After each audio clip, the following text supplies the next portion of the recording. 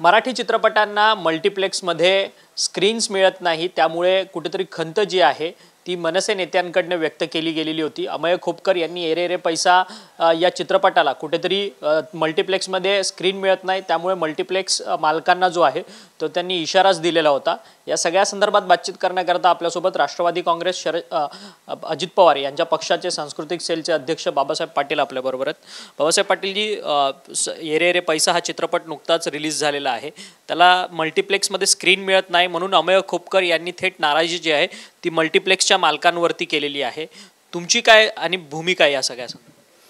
खरं तर अमय खोपकरनी त्यांच्या चित्रपटाचा जो काही DCR रिपोर्ट आहे किंवा जे काही महाराष्ट्रात त्यांनी जो चित्रपट प्रदर्शित केला होता, खरं तर झी मराठीने हा पिक्चर पहिल्यांदा धर्मा प्रोडक्शन जे करण जोहरचं आहे ते खूप मोठं प्रोडक्शन आहे म्हणून त्यांना तो रिलीज करण्यासाठी दिला होता। डिस्ट्रीब्युटर ते होते आणि ते सगळं करत असताना तो चित्रपट महाराष्ट्रात जवळपास 300-350 थिएटरमध्ये लागलेला होता, पण प्रेक्षकांनी त्या चित्रपटाकडे एकदम सपशेल पाठ फिरवली। कुठंही तो सिनेमा चाललेला नाही।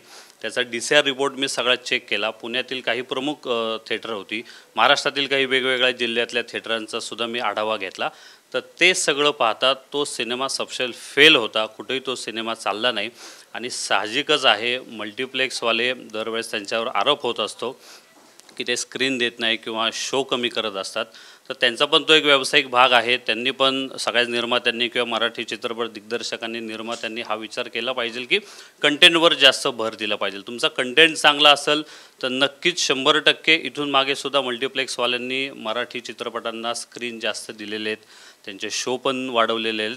आत्ताच मागच्या महिन्यामध्ये प्रदर्शित झालेला जारण असेल, आता थांबायचं नाही असेल, गुलकंदसारखा सिनेमा असेल, बाई पण भारी देवा सिनेमा असेल, जिम्मासारखे सिनेमे असतील, ह्या चित्रपटांना सुद्धा मल्टिप्लेक्सवाल्यांनी 100% स्क्रीन जास्त वाढवून दिलेले आहेत आणि शो देखील त्या ठिकाणी त्यांनी वाढवलेले आहेत। तर माझं अमय खोपकरांना एवढंच म्हणणं होतं की तुमचा सिनेमा ह्याच्यामध्येच दम नव्हता, त्या कंटेंटमध्येच दम नव्हता, तर त्यांनी तो सारासार पहिला तो DCR रिपोर्ट पाहायला पाहिजे होता आणि मग मल्टिप्लेक्सवाल्यांना त्यांनी तो इशारा दिला असता तर आम्ही समजू शकलो असतो। पण त्या कंटेंटमध्ये कुठेही दम नाही आहे आणि नुसत्या पोकळ धमक्या द्यायच्या, आम्ही हे फोडू ते फोडू असं नसतं। प्रत्येकाला स्वतःचा व्यवसायाचा थोडासुद्धा 2-5 रुपये प्रॉफिट व्हावा असं कुठलाही व्यवसाय करणाऱ्या माणसाला वाटत असतं, तसंच मल्टिप्लेक्सवाल्यांना वाटलं।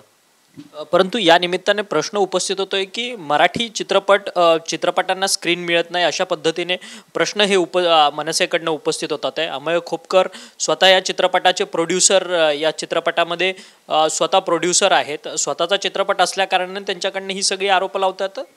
100% खरं तर असंच म्हणावं लागेल, कारण का त्यांच्याच मनसेचे जे नेते राज ठाकरे साहेब, त्यांच्या आत्ता मध्यंतरी महेश मांजरेकरांची मुलाखत मी त्यांना आवर्जून तो व्हिडिओ कट करून मी सुद्धा माझ्या सोशल मीडियाला टाकला की त्यांचेच राजसाहेब ठाकरे हे म्हणतात आहे की मी मराठी चित्रपटांना थिएटर देऊ शकतो, प्रेक्षक आणू शकत नाही।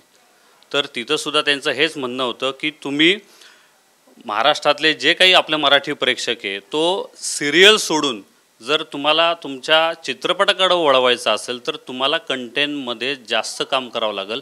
कंटेंट चांगला असेल तर महाराष्ट्रातलं प्रेक्षकांना काही सांगायची गरज नाही, तो तेवढा सुज्ञ आहे, हुशार आहे, तो ऑटोमॅटिक त्या चित्रपटाकडे वळतो। धन्यवाद, तुम्ही आमच्याशी बातचीत केली। बाबासाहेब पाटील होते जे सांस्कृतिक सेलचे अध्यक्ष आहेत राष्ट्रवादी काँग्रेस पक्षाचे। त्यांचं असं म्हणणं आहे की अमय खोपकर हे स्वतः एरे रे पैसा 3च्या चित्रपटाचे प्रोड्युसर आहेत, त्यामुळे त्यांचा चित्रपट चालावा याकरता ते स्वतःहून मेहनत घेताना पाहायला मिळतात, परंतु त्यांच्या चित्रपटाच्या कॉन्टेंटमध्ये दम नसल्याकारणाने प्रेक्षकांनी त्या चित्रपटाकडे पाठ फिरवली आहे। त्यामुळे चित्रपट काढत असताना कॉन्टेंटचा देखील विचार करावा।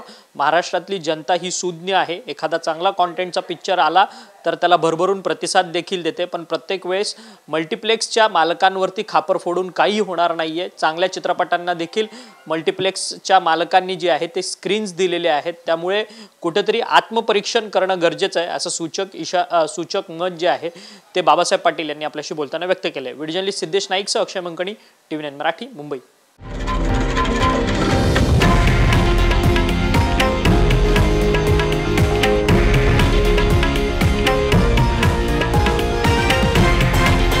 हे आहे देशातील नंबर 1 न्यूज नेटवर्क आणि आपण पाहत आहात TV9 मराठी, एकमेव.